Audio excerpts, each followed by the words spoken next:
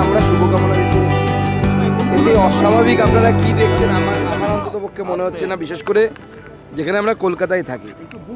এর আগে আপনারা বহু রাজনৈতিক ব্যক্তিত্বের বিয়ে দেখেছেন, যদি বলেন প্রিয়রঞ্জন দাসমুন্সির বিয়ে দেখেছেন, আপনারা ইন্দ্রজিৎ গুপ্তর বিয়ে দেখেছেন, তিনি আবার ধর্ম পরিবর্তন করে বিয়ে করেছিলেন।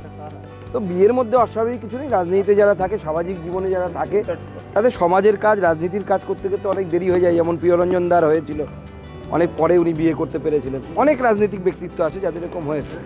তো স্বাভাবিকভাবে আমরা মাননীয় দিলীপ দার এবং তার আগামী নববধূ যিনি আসছেন তাদের আগামী জীবন অত্যন্ত শুভ হোক, ভালো হোক। সবারই জীবনে এটা ব্যক্তিগত ব্যাপার, এটা ব্যক্তিগত পরিসর। আমার সেই জন্য মনে হয় ব্যক্তিগত পরিসরে কারো বেশি না ঢোকাই ভালো। আমরা পার্টির তরফ থেকে শুভেচ্ছা দিয়েছি, জানিয়েছি, এবং তাদের আগামী জীবন সুন্দর হোক, সুখী হোক, এটা আমাদের কামনা। বিয়েটা একদমই ঘরোয়াভাবে হচ্ছে, উনি যেটা আমাদেরকে জানিয়েছেন।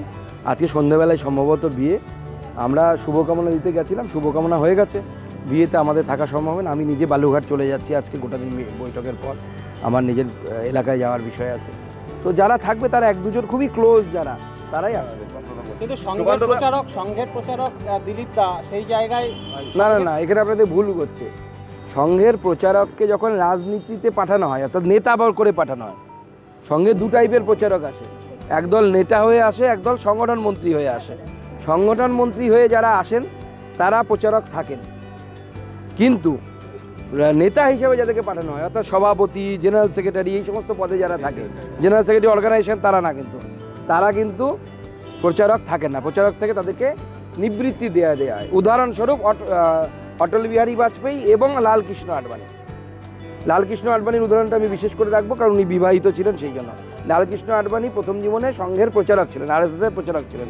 পরবর্তী সময় তিনি রাজনৈতিক ক্ষেত্রে আসেন এবং প্রচারক জীবন থেকে মুক্তি লাভ করে তিনি বৈবাহিক জীবনে, সাংসারিক জীবনে, এটা সংঘের সিস্টেম।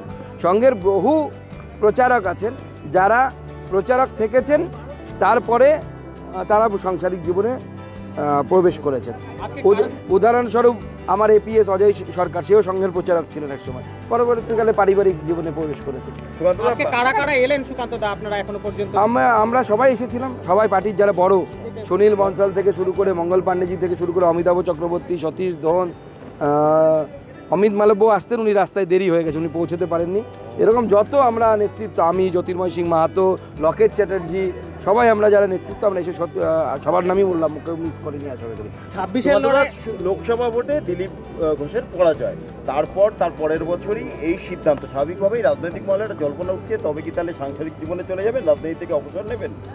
দেখুন, এটা তো দিলীপ দার ব্যক্তিগত সিদ্ধান্তের উপর নির্ভর করবে। আমার বিশ্বাস দিলীপ দা যেভাবে কন্ট্রিবিউট করেছেন বাংলার রাজনীতিতে, আগামী দিনেও উনি আশা করি সেইভাবে কন্ট্রিবিউট করবেন। সুকান্ত দা, বিয়ের ব্যাপারে আপনি সিনিয়র, দিলীপ দাকে কি বলে এলেন বলুন তো? না, দেখুন, দিলীপ দা আমাদের সকলের শ্রদ্ধেয় এবং সিনিয়র। স্বাভাবিকভাবে এই বিষয়ে আমার কথা বলা সাজে না। উনি আমাদের শ্রদ্ধেয়।